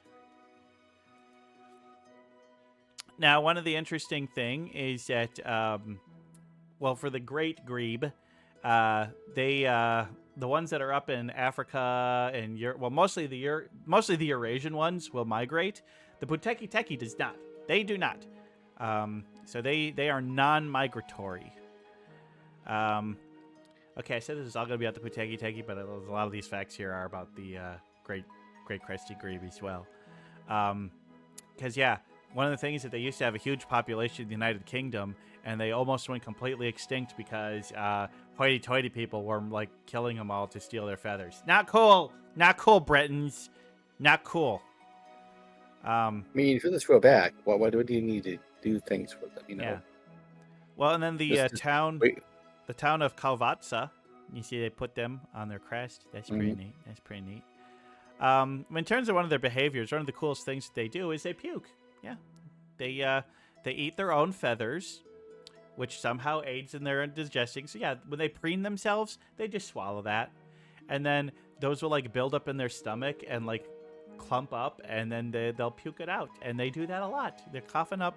They're not hairballs. They're coughing up feather balls all the time. And that's kind of gross. That's kind of gross. And then, in 1914, one of the first big ornithological works ever done was The Courtship Habits of the Great Crested Grebe by Julian Huxley. Was really one of the big, full, in-depth ornithological studies ever done. And they were the subject of it. That's kind of cool. Yeah. I see what they do with the grebe. They put a crest on a crest. Yeah. Oh, my God. That's brilliant. That's brilliant. But, of course, you may be wondering, well, what happened in the news? Why were these about the news? Well, the Puteki Teki was recently voted the Bird of the Century by New Zealand. They do an annual contest of Bird of the Year, but for some reason this last year they decided to call it Bird of the Century, to pick the greatest bird, and specifically to highlight birds that were low in population, because there's only about 1,000 Puteki Tekis left in New Zealand. And they decided to disqualify the kakapo because it had won too many times in the past. Well, somebody decided that there should be a new champion, and they ended up winning. But of course, there's been a bit of controversy because of who it was and how it was done. For you see, the Puteki Teki had a campaign manager, and that campaign manager was the host of Last Night Tonight, John Oliver. And John Oliver spent thousands and thousands, if not millions of dollars, to have a global campaign to have people vote for the Puteki Teki. Here you can see a billboard that was put up in Manitowoc, Wisconsin. But there was also billboards and ads on the streets in Tokyo, London, like Mexico City, like literally across the entire goddamn world. Because as it turns out, the system for voting, all you needed to have was a valid email address. And that was it. And once your email address was validated, you could have a vote. And so you didn't have to be a resident of New Zealand to vote in this. And, well, thanks to what some are saying election interference, the Puteki Teki won by a goddamn landslide. Like, it wasn't even close. Like, something like over 90% of the vote went to the Puteki Teki. Yeah, people were talking about the kiwi, people were talking about a couple other birds, but then they said nope. And then they were like, eventually they said, okay, congratulations, you did it, you know. Yeah. Yeah. I mean, they could have went in and said, we're gonna disqualify these. Yeah. But well, the kakapo was disqualified because it won too many times in the past. And one of the things that John Oliver was saying, it's just like, oh, so you can't win because you're too good and too important? That's crap. And, well, I mean, the Puteki Teki is he picked a great bird. Yeah. I gotta go with it. The bird he picked, he's a pretty good one. But, I highly recommend, Puteki Teki, 209,000 votes. The runner-up was 12,000 votes. That's crazy. Yeah. Hey, Rena. But yeah, if you want to know more about this, just look up John Oliver Puteki Teki. You can watch the segment on was it Last Night Tonight or something? Last Night Tonight. Yeah, something like that. You go on YouTube. The clips are on there. He did a great interview on Jimmy Fallon about it. It was just quite the campaign. And by saying great interview, I mean the interview itself was okay, but John Oliver was dressed in a full-size Puteki Teki costume the whole time, and it was an amazing costume. You just got to see it just for the costume. Wow. They had like a gigantic animatronic Puteki Teki in their studio on the episode they did, and the whole thing is great. And so that, because the vote ended within this last week, I had to make the Puteki Teki my bird of the day while he was still relevant in the news. But I mean, that all aside, what are my thoughts on it? You know what? For a water bird, I don't really have much negative to say. Usually water birds are total trash, but these guys, I mean, they're adorable. Look at that picture. That's adorable. Little baby hanging out with mom or dad there. This is just so cute. And Yeah, because there are a lot of water birds that are just not nice birds. yeah. To other birds and species around them. But these guys, I couldn't find anything. Yeah, these guys are lovable. They're beautiful. They're good hunters. They're great family birds. I mean, they got good community because they do live in flocks together. They help each other out. I mean, for a bird that lives in the water, I don't really got anything negative to say about these guys. High-ranking water bird. Good job, guys. You did it. You did it. And the name is just so fun to say. Poo teki teki. Poo teki teki. Poo teki teki. I wish they had made that version of it for the Wingspan board and card game. Oh, specifically the Puteki Teki yeah, and the Great Crested Grebe. Yeah, Great had Crested. Specifically the Australasian Crested Grebe. Yeah, because they could have added it to the Oceania expansion, but I guess they brought it in with the European. They brought it in with the Europeans. I guess that's. Yeah, I'd like to see that.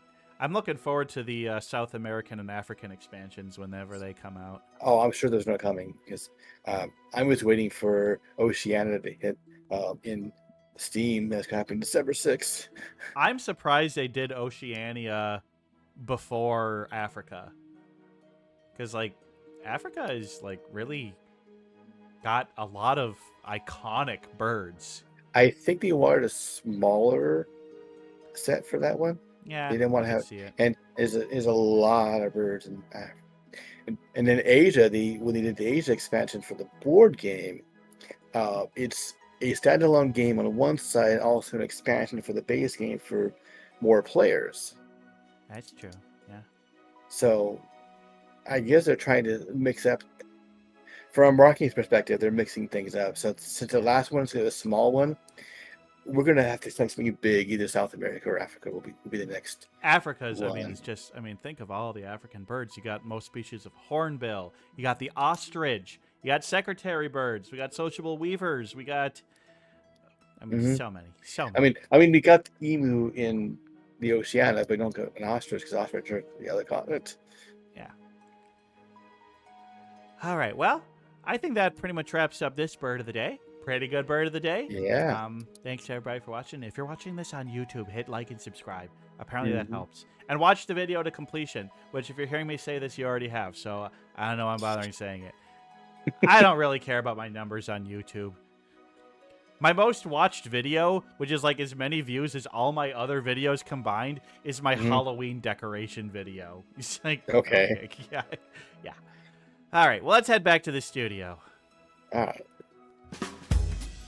Hey, we don't need the intro anymore. Thanks, Rodney. No, we don't need that up there anymore. Okay. Okay, well.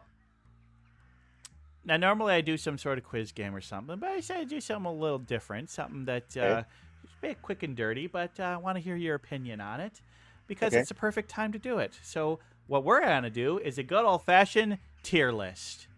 Okay. And what are we going to do for our tier list? Well, we're going to do Thanksgiving food. So here, let's get this. There. So we have, what, 1, 2, 3, 4, 5, 6, 7, 8, 9, 10, 11, 12, 13. We got 20 of your classic Thanksgiving foods.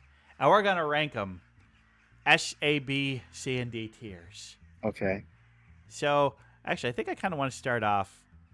It's got all the pies to start off. So we just rank the pies. Let's start off by ranking the pies. Sure. So to start off, we have apple pie. See, to me, apple pie is S tier. It's iconic. It's delicious. It's lovely. What can you say wrong? But you sounded like you were a little Where would you put it? Somewhere between B and A. I mean, well, I like apple pie, but it's not my absolute favorite go-to pie. But okay, well, we'll put it A tier then. If we have different answers, we'll average our answers. Okay. Okay. So the next we've got blueberry pie. I mean, don't get me wrong, I like blueberry pie, but it's probably one of my lowest choices of pie. Yeah. Same. I mean, I'd put it like low B. Yeah. Like it's good, but Yeah. could do without. Okay, so Yeah. here's my thing. I agree. S is like, love it. This is great. I would always want this. A is like, Mhm. this is pretty good. I like it. It's really good. Not the best of the best, but it's good. B is Mhm. like, yeah, it's good. It's fine. I like it. I'll eat it. C is, don't really care for it, but I don't hate it either. And D Yeah. is going to be, I hate this. Yeah. I don't want it. Get Yeah. nowhere near me. That's kind of where I figure we should Okay. be at. Okay. So pecan pie. I really like pecan pie. I would rate it below apple, but I still really like it. I like a lot better than blueberry. I agree there too because I like pecan pie. And again, I have this thing with how overly sweet some of these pies tend to be. So you can have bad pecan pie and good pecan pie. There's a difference. You can definitely tell a difference between good and bad pecan pie. Now here's something that I think is interesting, and I think a lot of people in the South might do the same thing. When you're talking about the nuts, they're pecans. But if you're going to say it as part of a pie, you say pecan pie. Pecan pie. Pecan pie. You put pecans in a pecan pie. Yep. Oh, I missed one. Well, pumpkin pie. Where does pumpkin pie rank in our pie rankings? For me, that's my S tier. Yeah, that's my S pie. Pumpkin pie is like, I mean, it's not Thanksgiving without pumpkin pie. If you ask me, pumpkin pie is a Thanksgiving essential for me. Mm-hmm. Now, this one I had to look up what it was because I wasn't sure. This is pumpkin soup. I've made that, but not Thanksgiving. Yeah, I can take it or leave it. I mean, I've had it before. It's okay. I don't think that it would be a very good Thanksgiving thing. I don't know if I would put it in D, but it's definitely a low C. Yeah, definitely same. Yeah. Yeah, I made it. Yes, I'm geeking out. I made it. There's a recipe in the Star Trek cookbook for making plume meat soup, and it's basically pumpkin soup. Huh. All right. Well, now we've got this next one. And for me, this one depends entirely on how they're prepared. Mm-hmm. We've got Brussels sprouts. Yep. It depends entirely how they're prepared. They can be really bad. They can be really good. Yeah. Like if you're just like boiled Brussels sprouts. Nope. No. Brussels sprouts that are coated in oil and seasoning and baked to be crispy. Yep. Delicious. Yep. Barb a little bit, cut in half, put in the oven, covered with salt, black pepper, and yeah. My preferred way of doing it is I coat them in sesame oil, and then I put a coating of salt, black pepper, garlic powder, and cumin. That's about right. Yeah, so good. I haven't used cumin before with it. I'll have to try that next time. Oh, salt, pepper, oil, and bacon. Actually, Bentai, pan frying them in bacon grease can be quite good. Oh. Something else for me to try. Okay. So, let's assume we're going to go with Brussels sprouts for these. Let's assume for this one and all of the other ones that there might be variants that they are prepared how you like them. Okay. I would put them A tier because I feel like I like them a lot, but you don't need them at Thanksgiving. No. A tier. Yeah.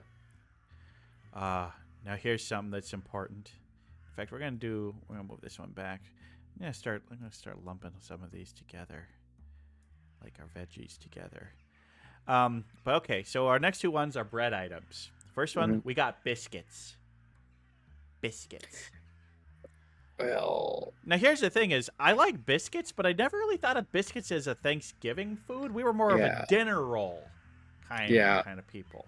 I wasn't a biscuit person at Thanksgiving until I spent a Thanksgiving at my sister's in Arkansas with her homemade biscuits, and that's a different thing.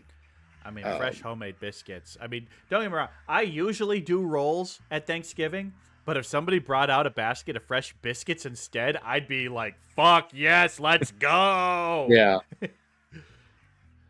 Oh, the Ray-Ban Dan thinks dinner rolls are better than biscuits. It depends on how good. You can have. The thing is, it's a lot easier to get bad biscuits than it is to get bad dinner rolls. Oh, that's true. Cause yeah, biscuits. God.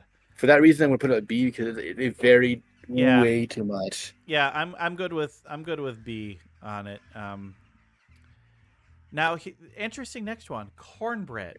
I like cornbread, but again, cornbread is never Yeah, something I've ever thought of as a Thanksgiving food. no, I don't.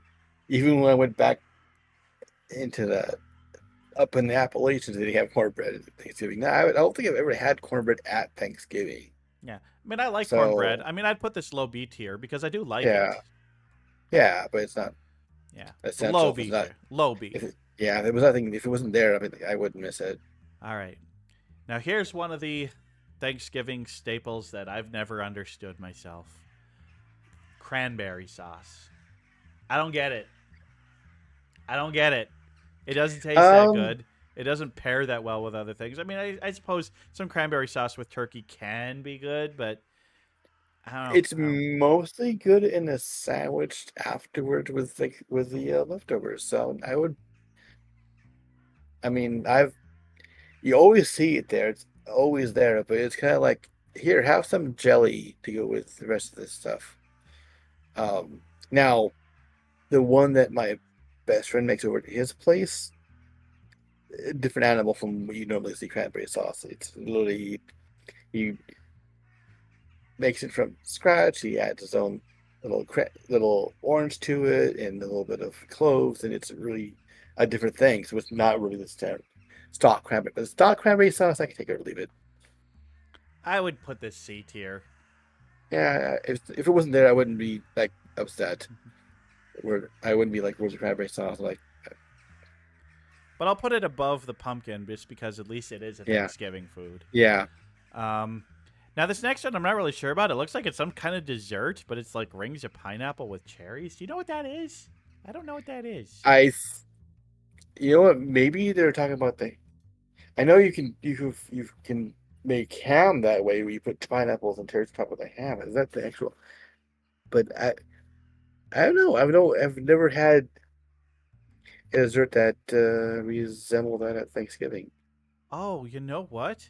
I am looking up pictures of it, and it does kind of look like it is a topping on top of a ham. Yeah, But like, why would they use that picture instead of a picture of a ham?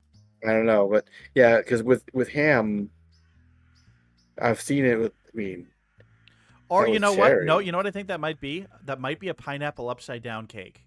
Oh well, Yeah, I yeah. think that's a pineapple upside down Oh, cake. okay. But there's a kind of upside down cake. I mean, it's okay, but I don't. I do not associate that in any way No, uh, with no. It's Thanksgiving. not gross, so it's not going in D tier, but I think that's But bottom of C. yeah, Pineapple it's not. upside down It's cake, not a Thanksgiving thing. Now here's one that's not really so much a side dish, but it's a dish enhancer. We've got good old fashioned gravy. How do you yeah, feel about gravy? that's got to be at least A tier because you can't have a good Thanksgiving dinner without some kind of good gravy. Gotta have gravy. Gotta have gravy. Yeah. If Yeah. you didn't have gravy, if you did a Thanksgiving dinner for anyone and there was no gravy, it'd be like, Yeah. let me go get some gravy. Now, of course, the way I cook turkey doesn't need no gravy. I make the best goddamn turkey. But yeah. All right. Next one we have roasted cauliflower. B-ish, because it's okay, but Yeah, it's okay. I I don't don't hate it.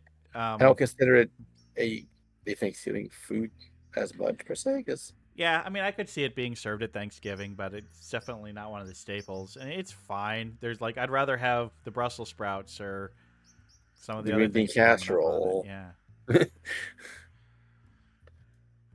All right. Well, here one we have roasted sweet potato. What do you think of roasted sweet potato? you do pretty. I would definitely call that A tier because A tier, huh? yeah, I'm a little good about that.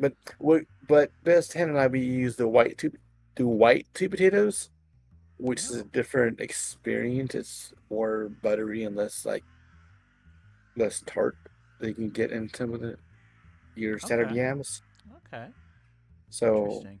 I mean, yeah, cooked properly, sweet potatoes, especially if they're nice and crispy, so delicious. So delicious. I think I'd put them A tier, but I was leaning towards B. How about we'll go low A? Low A. Okay. Yeah. I like low That's A. right. All right. Well, good old fashioned green beans. Well, if it's the green bean casserole with the whole, It doesn't look like green bean casserole is on this one, so that's where's- weird. Why would you have pineapple upside down cake, I but know, not green bean casserole on a tier list for Thanksgiving food? you gotta have green bean casserole. You gotta. So we're gonna just pretend. Let's pretend these green beans are green bean casserole instead. Yeah. Yeah. In which And- case, I might put that up in S tier. Fucking Yep. love me some goddamn green bean Yep. casserole. Yep. Below pumpkin pie, but still really good. Yep. We've actually my best friend makes it completely from scratch, including the soup. He makes it for the mix for it. But I found an unusual thing. I usually don't buy canned soup of any kind, but I saw this cream of shiitake and crimini mushroom soup as opposed to cream of mushroom soup. Oh, interesting. I want So to I'm try going to- that. I'm going to try that this year because I'm going over to my friend's house for Thanksgiving. But when I come back, I'm going to make some more stuff because we're going to have so much leftover stuff. I want to make sure I have a full array of Thanksgiving after Thanksgiving for us. So I'm going to make that. And it's basically shiitake and crimini mushroom as opposed to the white mushroom. I want to see Just how make much sure of a you difference get that cream of shiitake and not creamy shit. makes. Yeah. You're shiitake. It's funny. He was thinking about he tore off the rest of that label. Creamy shit. Cream of shit. Cream of shit soup. Gross. All right. Well, next one. Well, I don't often think of it as a Thanksgiving food, but again, if I saw it, I'd be fucking stoked. Mac and cheese, baby. I don't think it's Thanksgiving food either. But I do. I love mac and cheese, but I think because I would not consider it a traditional Thanksgiving food tier list, it cannot go in S tier. No, I can't.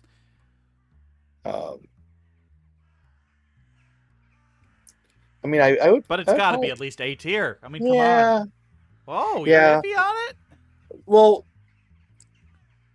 it's because of some of my food choices in the last few years. I'm trying to go away from grain overall, so I have to the kind of mac and cheese I have is not the high quality mac and cheese I used to be able to eat. So I feel like that's an unfair caveat. That yeah. So I'm yeah, sorry, it's going in A, but because of Yeah. yours, I'll at least put it. I'll put it between I'll put it Brussels between A. sprouts and. All right. Well, we've got a classic of any holiday meal. Mhm. You gotta have mashed potatoes. Yep, that's definitely S tier. That's up top. That's Yeah. up there. That has to be there. Yeah. That's why I have to have the gravy because it's Oh, mashed potatoes above or below pumpkin pie? probably above because I eat more of it than I would have Yeah. pumpkin pie. Yeah. I feel like I could do without pumpkin pie, I will go but I back can't do for without mashed potatoes. I will go back for more mashed potatoes and I won't go back for more pumpkin pie. So that's the difference. All right. And now we have the next one, and the only one that's probably going to be in a category so far. We've got sweet potato mash with marshmallows on top. Why? I Why know is it's this a thing? classic. It's- It's just too sweet. I hate to it. with. I hate it. Its stuff is disgusting. Disgusting. It's too sweet to begin with, and you add more sweet to it because they put brown sugar in it. And Yeah, it's like they put mashed a they sweet put potato. mashed- Then we add brown sugar. Then we put marshmallows on top. It's just It's like just ugh. it's just And the just- texture. It's got a weird texture. I don't like the texture. Ugh. I'd rather have a sweet potato pie than this. Yes, same. It's like the worst way to serve sweet potatoes. I believe that this dish is responsible for a lot of people not liking sweet potatoes. Because with your experience of it is like far too much sugar. Yeah, it's not good. All right, stuffing. That's at least high B, if not low A. I was thinking A. Like I would put it low A as well. Stuffing's really good. It's not the greatest. It does feel like it's Thanksgiving, but I think it's firmly A tier. I mean, Yeah. I've had some bad stuffings, but Oh, when yeah. stuffing's good, I do really like it. I'm gonna put it right Yeah. under mac and cheese. Actually, my sister recently like, hey, can you give me uh mom's stuffing recipe because I don't like my niece's stuffing. Hmm. And I'm going to her house this year, so I literally texted her the recipe because when I mom had some interesting things they did to her stuffing. She used a little bit of orange juice. She used a little bit of she used fresh cranberries, uh, sautéed and cut in half in it, and she used a little bit of mushroom in it. So it always come out really like not dry. Yeah. But I've had some really crazy uh dry stuffing before. Don't dry stuffing. We have Oh, so Drink sorry. some I didn't mean to water. click away from that. I was checking it's so. we had OBSception. I know that was bad. Something I haven't done yet. I've that's the one mistake I have not made yet. God damn Strangely it! Why did I put this on a separate tab rather than on a separate window? Because I'm dumb. Oh well. None of y'all saw anything. We just saw my own Yeah. stream. Oh, some water. Yeah, drink. All right. Yeah, I drink some water. Thanks, Farmyard I'm Pro. Appreciate I'm you looking cheating because I have yerba pumpkin spice out. yuramate and All right. for this. Well, we're down to our final two. The second to last one is interesting. I'm kind of surprised it's on the list, but it's chicken. Those are like chicken thighs and. I mean, lettuce if on you there. live in Japan, then chicken's the whole thing for Thanksgiving. Isn't it? I mean, I really like chicken, but it doesn't feel like a Thanksgiving food to me. No. And if somebody served chicken instead of turkey, I'd be like, what? Yeah, I'd be. I'd won't eat say it. it's I'd be like, bad. okay, this is fine, but it'd feel odd. So I feel like for that fact alone, I mean, there's so many different great ways to prepare chicken, which can be phenomenal. Like this exact food item could be S tier on a different ranking, but Yeah. here I feel like it's low B. Yeah, because it's not really something you associate. And last, but obviously not least, Right. we got turkey. Yeah, that's Turkey. you cannot have I mean, Thanksgiving without turkey. it's That's right it. up top there, right up Yep. top. It's Yep. it's the Thanksgiving food. You gotta If you have had turkey. if you had just the S tier stuff as your meal, you'd probably be fine. Oh, green beans, mashed potatoes, turkey with dessert on the pie. That's all you need right there. You got your starch, you got your vegetable, you got your protein, you got your dessert. Yeah, but then you start throwing in. You need the gravy though. You kind of. Yeah, I mean Yeah. the gravies. But the thing is, really good mashed potatoes and really good turkey don't need no gravy. Yeah, my just like what I was saying that in your chat, uh Ben Torres was saying that his buddy makes these mashed potatoes with like a stick of butter in them. That's what my best friend does too. He makes, and he has one of these expensive Vitamix mixers, so he just boils the heck out of those potatoes, puts them in there, and he just the amount of cream and butter he puts in those things is like I don't want to know how much calories these might be, but they're awesome. All right. Well, I made mashed potatoes on last night. Yeah, it was last night. I used enough potatoes, so it was 5 servings. So this is like 5 servings of potatoes. I split it into one portion for me, one for my girlfriend, and then 3 that we had portioned out for leftovers for lunch this week. So each portion had I think I used like 5 or 6 potatoes. They were kind of big russets. Then I used half a stick of butter, like 2 tablespoons of minced garlic, and then like a 1/4 cup of shredded cheddar cheese. Oh, excuse me. And those, and then obviously salt for flavor. Some salt. You gotta have. I put salt in the boiling water when I'm boiling up. That makes it usually salty enough. And those were really, really good.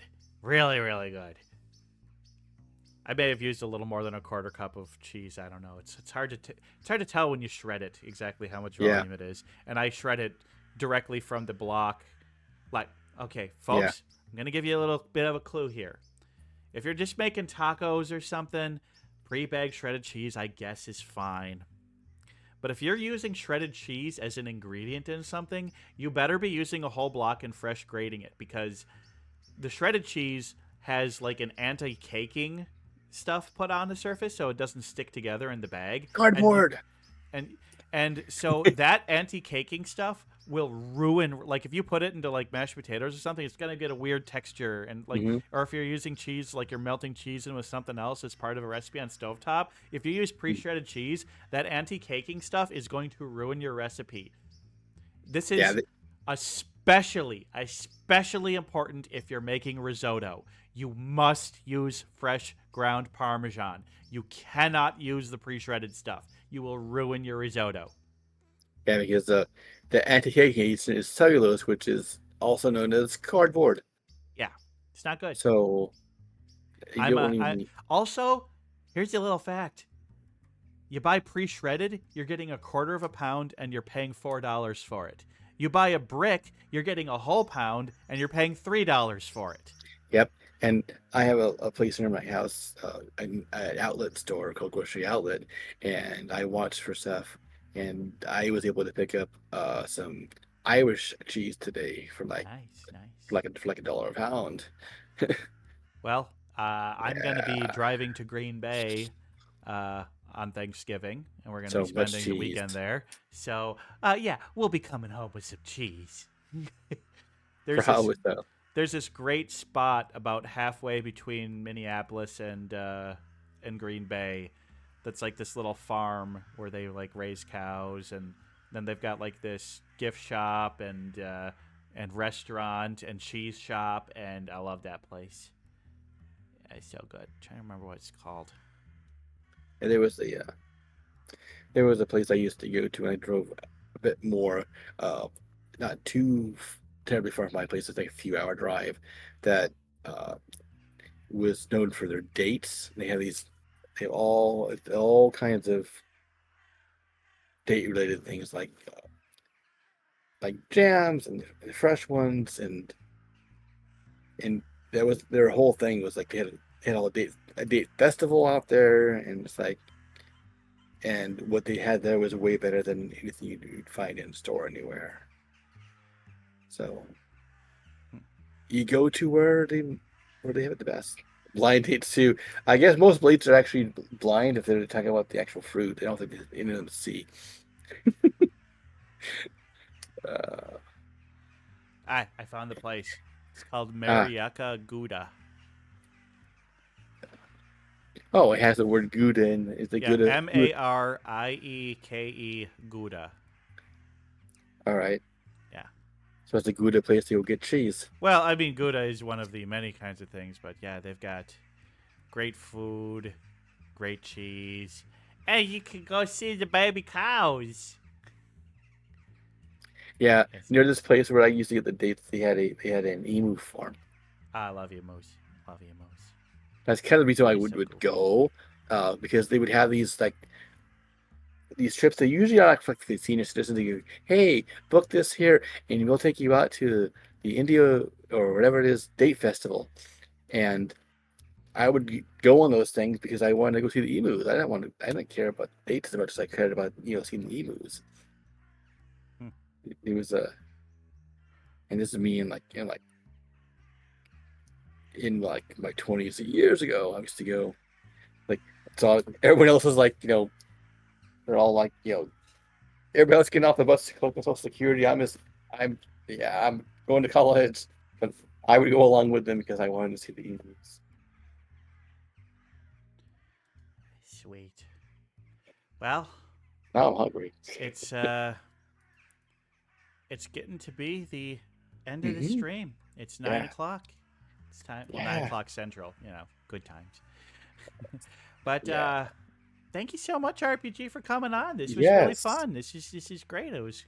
I feel like I get to know you a little bit better, and hopefully, if I could do it, just a little bit of a self plug this week. Next week, throughout the week, Monday, Tuesday, Wednesday, probably also Friday, because I got Friday off randomly for some reason.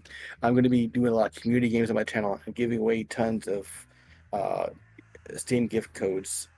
Yes, everybody go watch that. Get because Participate, and you may join in the glory and the greatness.